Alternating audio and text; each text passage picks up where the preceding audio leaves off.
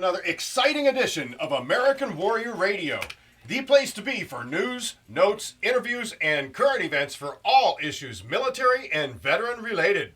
If you or someone you know has ever worn the uniform of the U.S. Army, Navy, Air Force, Marines, Coast Guard, or National Guard or Reserves, you've come to the right place. American Warrior Radio, right here on the Talk to Me station, AM 1060 WMEL, and online worldwide at 1060WMEL.com, sponsored by AVET Project.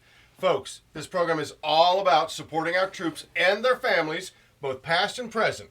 So please get comfortable, grab a nice beverage, and don't forget a pen and paper, because Glenn and I are always efforting to bring you important information that you can use and share with others. With that said, let's roll down the runway and get this show off the ground. You all know me, I'm Garren Cohn. I'm an Air Force veteran, a retired legal advocate for veterans, and founder of AVET Project. But you also know that I never fly through the airwaves alone. Good morning. I'm Glenn McGuffey. I'm retired Air Force, and I'm retired as the manager of the Brevard County Veteran Services Team, where it was my honor to serve our veterans and eligible dependents for 22 plus years. That was a couple of years ago that I retired from that, so now I've got about 24 years of experience because I've continued on to help our veterans and their eligible family members. And you can reach me at Glenn, Glenn, at AVET Project, all one word, AVETPROJECT.org.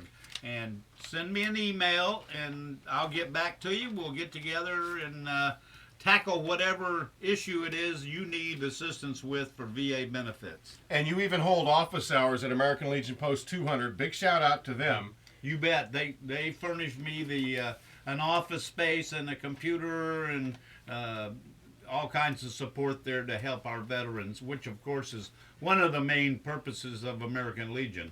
Exactly. So Glenn at avetproject.org. If you have any questions, he's going to provide some help, maybe even direct assistance, and you communicate via email. Oh, absolutely.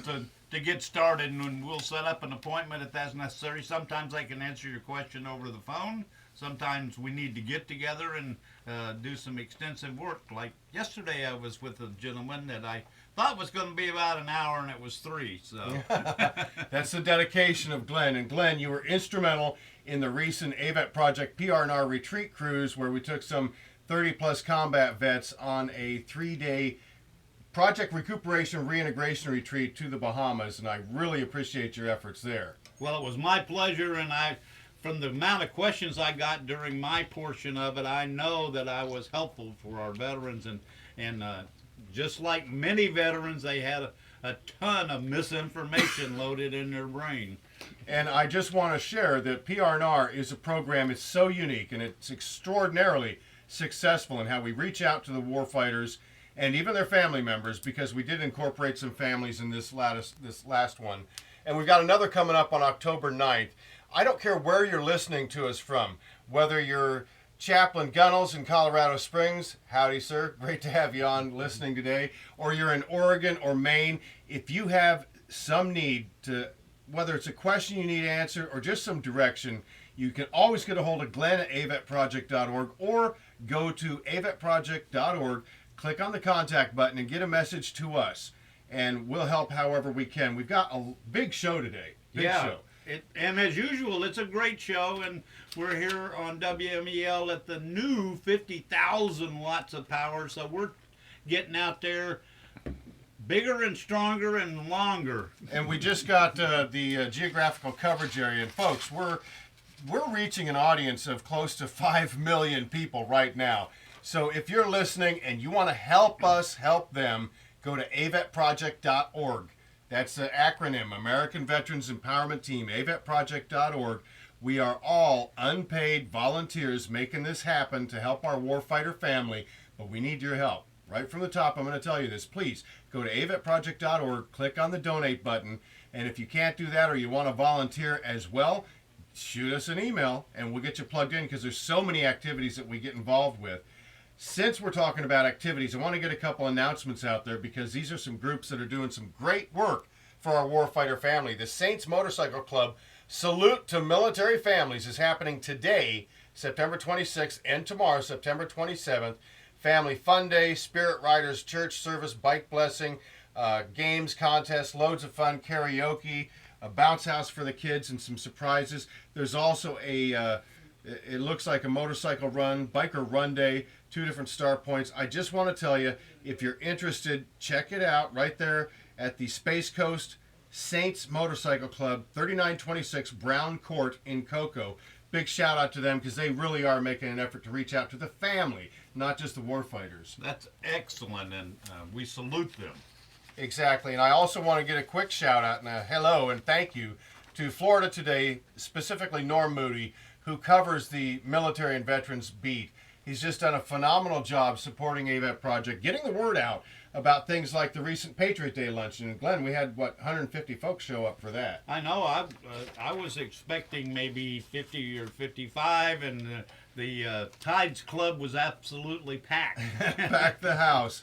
And that was at the Tides Club just before we went on the PRNR retreat cruise. Okay, so we got a little of that stuff out of the way. There's so much to cover. Glenn, the first thing we need to talk about, though, is another important announcement from the local VA in Vieira. Yeah, the land the VA's on out there, and also the ALF that they leased the land to. What's ALF? What's that mean? Yeah, good point. Assisted living facility, which takes in veterans out there that need assisted living facility level of care. That land, the VA is now looking to do another lease with a private concern, no cost to the VA, to put in a memory clinic out there. And this will be a residential facility with 51 units.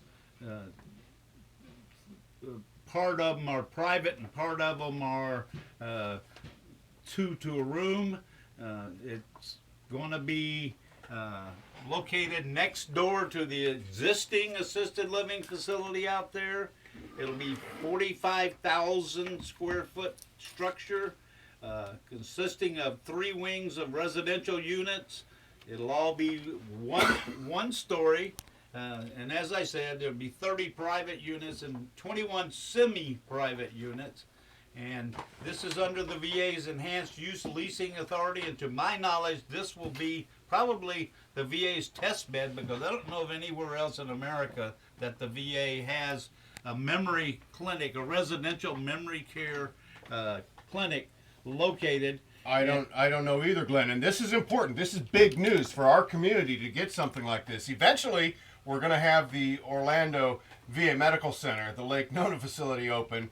But this is a nice complement to the services provided here in the Vieira catchment area. Yeah, and I'm going to try and find out exactly who will be eligible once the contract is let and the construction is done. Certainly you would think of people with Alzheimer's, but when it's a memory care unit, it could incorporate people with PTSD or depression. Or TBI even? TBI especially. Good point. So what do they want? They want us to get involved in how? What do we do? Well, there's a hearing on October 7th, 2015, obviously, at noon at the VA clinic out in Vieira. And that purpose of that hearing, they had one that I attended before they did the contract for the assisted living facility. Purpose of that is to hear input from the community, pro or con, about the memory care unit, or just simply give you more information. Sure, if you have a question or something. An opportunity to do that. They'll have people from the VA headquarters there to help answer those questions. So this is an important meeting, and it's obviously anybody's welcome to attend. We want the veteran community to come out in large numbers to support this endeavor. That's October 7th. That's why we ask everybody to have a pen and paper. So save the date right there. Yeah, October 7th at noon, and I can't imagine there'll be anybody against this, because the land's already there, already assisted living facilities on it besides the VA clinic. But if you're against it, you'll have your opportunity as an American to state your reasons why, and I'll have my opportunity as an American to boo. Exactly. So that's at the Viera VA Outpatient Clinic, 2900 Veterans Way in Viera. And you can call if you need to, 321-637-3788. But please, show your support. Come out there. If you have questions, do so. But that's an important meeting. Now, Glenn, again, we got so much to get to, but we've got one item that struck us both right in the heart because it just seems contrary to what the VA's mission is, and that is power of attorney. First of all, Glenn, what is a POA? What's a power of attorney? Well, a POA is what we encourage everybody who's filing a claim with the VA to have, and that appoints a national veterans organization recognized formally by the VA to help veterans with their claims.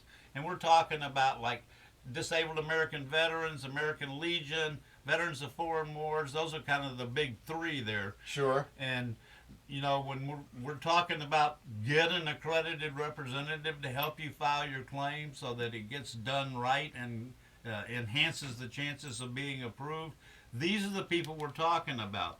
And I'm accredited by the Florida Department of Veterans Affairs and American Legion as a result.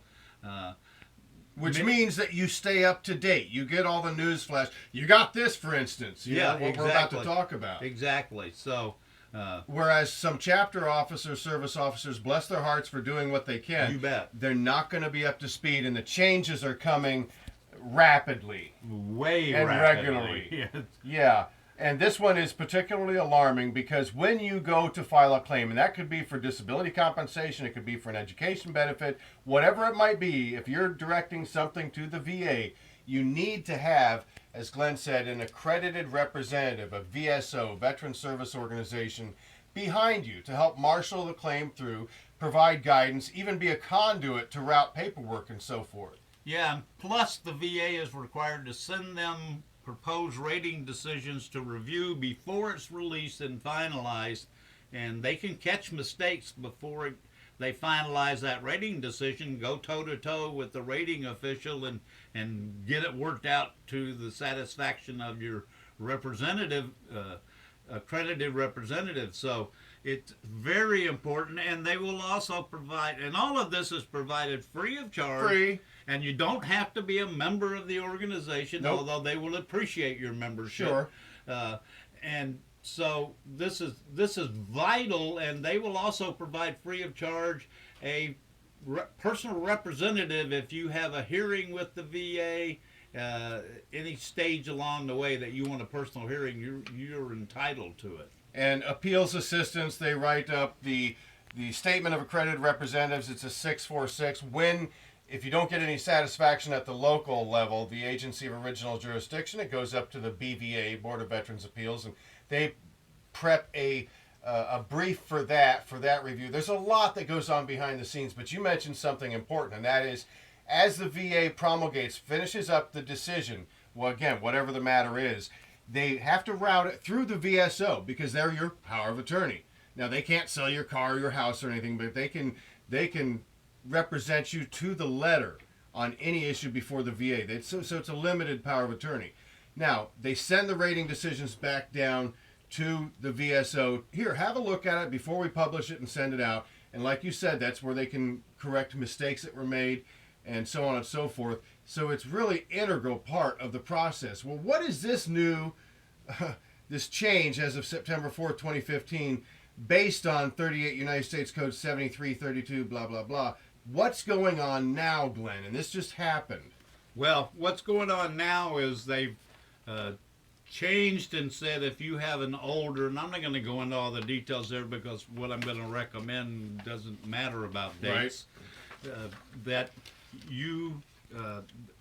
in many cases they're not going to allow your POA, your accredited representative, to look at the claims folder like they used to, like we're talking about here when they promulgate the decision and before they send it out.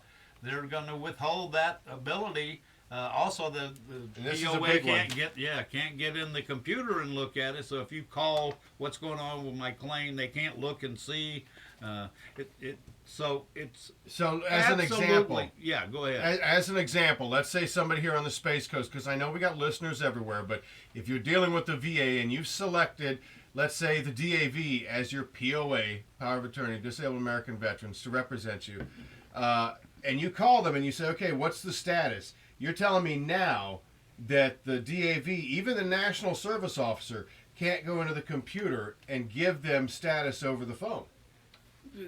That's correct. There may be an opportunity to do that, but Garren and I couldn't find it looking over all these official changes here. Bottom line is, if you're doing anything with your claim now, you need to do a new VA Form 2122. That's the form that appoints your accredited representative organization. And that's what it says right on the top of the form, appointment of accredited representative. Yeah. And so you need a new one, period. Everybody out there that's listening, or if you know a veteran that's dealing with the VA, don't even hesitate. Contact your accredited representative and say, I want to file my new power of attorney. Yeah, I mean, it's Best advice, right? best advice you can get. And if you don't do this, you run the risk of being in the category where the VA is going to refuse access to your record because you haven't given specific access to drug abuse, alcoholism, infection of HIV, or sickle cell anemia. That's what it's all about. Those are 4 special categories that on the newer 2122s there's a block to check and say, I'm giving access to the organization listed above to this kind of information, if it even exists. And I mean, obviously it doesn't exist in every claim, but the everybody's blockage affected. is going to assist in every claim. Exactly. This is a blanket solution, apparently, to address that one particular problem that those specific disorders, drug abuse, alcoholism, HIV, or sickle cell, every veteran now, every claim file out there is more than likely going to be very restricted for the accredited rep to even review. Don't take a chance. If Thank you're doing you. anything with your claim, also do a brand new VA Form 2122, appointment of accredited representative. So just when you contact your representative, say, I guess I need to file a new POA. Yeah. And you can keep the same service organization. Nothing changes other than you file it on a new form. Yeah, exactly. And that somebody has overinterpreted something that's been in effect for years and years and years. And I'm sorry to say, but that just really torques me off. This is a hurdle the VA has put up there that I feel is totally unnecessary. Yeah, it is. It's. I'm not sure what the motivation was behind it. I mean, we know the nuts and bolts of it, but why anybody would think to do it this way, I don't know. But it goes along with the changes in the other paperwork that is not optional. Just like this isn't optional. Yeah, like I've been briefing y'all for weeks on all the new forms out there, or new uses for existing forms that are new for. I mean, it's as Garren said earlier, the changes are coming and coming quick. Exactly. I want to get into a little something about our own 920th Rescue Wing. And just to spend a moment here, you've probably seen it on the news. I appreciated the local, at least the Orlando area news networks, covering this celebration some 10 years after the fact that the 920th Rescue Wing, led by Colonel Skinny McCrander, went and rescued Marcus Luttrell. And there was a beautiful painting done by an Air Force major, kind of representing the entire operation. And it was just special. And we hope to have Colonel McCrander on for a 920th runway report sometime soon. That would be great. Yeah. So, and where was this portrait going to be presented at, Garren? It was presented at, and it will remain in the Pentagon, hanging by all the other beautiful paintings from wars in the past and different escapades and things. So it's going to be a special painting that's hung up there for eternity, and I'm sure Colonel McCrander's got a copy of it in his office as well. But it's just really good stuff. We like to have nice stories like that as well, and some recognition for these guys and gals. So, some history about our warfighters and their bravery. Both the helicopter pilot, who was Colonel McCrander, and Marcus Luttrell. Exactly. And now during the second segment, because we're fast running out of time, we got a couple other things to cover here, but you have to stay tuned. And as a matter of fact, when you go to the break, you call your friends and tell them to dial up AM 1060 or 1060 WMEL, because we've got Heal the Warrior, Heal the Country with Dr. Scott Fairchild, and I'm going to introduce a topic that I want to discuss, and that is a particular good friend of American Warrior Radio and one hell of a good leader there on the battlefield who contacted us about a situation he's dealing with. And we'll cover that during the second segment, but I had to write myself a note just to remember that. Okay. Glenn, you got some stuff here too. This is important. Yeah, there are several benefits for the surviving family of a veteran once they die, and one of the more important ones is the Presidential Memorial Certificate, and that's a beautiful certificate signed by the official signature of the President of the United States. This started back in March of '62 with President John F. Kennedy in office at that time, and it's an absolute beautiful thing. And who can get one of these, you might want to know? Who? Eligible recipients include the deceased veteran's next of kin, relatives, and friends, or an authorized representative acting on usually the spouse or immediate next of kin, like children. But it's not limited to them. Let me tell you again, next of kin, relatives, and friends, there's not a limit on the number that they can issue. It has to be applied for. This is a Presidential Memorial Certificate. And you can probably the easiest place to go order these is at the County Veteran Service Office out in Viera, and you can reach them at 321-633-2012, and they can fax it, and that speeds the process up. You can contact me, and that's fine. But I'll probably refer you to them because they got a fax machine, and unfortunately I don't have a fax machine, and so that, not having that goes snail mail, and that Takes longer. slows the Sure. process. Sure. So that's an important benefit there that you may not have known about, and you're only going to hear about it here on American Warrior Radio on AM 1060. I want to share with you also, since we were talking about memorial certificates, locally again, the Patrick Air Force Base Honor Guard is to be celebrated. These guys and gals are phenomenal, and they were able to go and provide memorial service honors for a good friend of American Warrior Radio and AVET Project who passed away. He was received 5 Distinguished Flying Crosses in Vietnam. Wow. Yeah, and they just did a phenomenal job. But we will cover potential benefits, burial and otherwise, for the survivors in a future episode. But folks, the time is flying by so fast. Get ready. Get up. Go refresh your beverage. Sharpen that pencil. Bring another clean sheet of paper, because American Warrior Radio is going to be coming right back at you with Heal the Warrior, Heal the Country, and Dr. Scott Fairchild right after the break.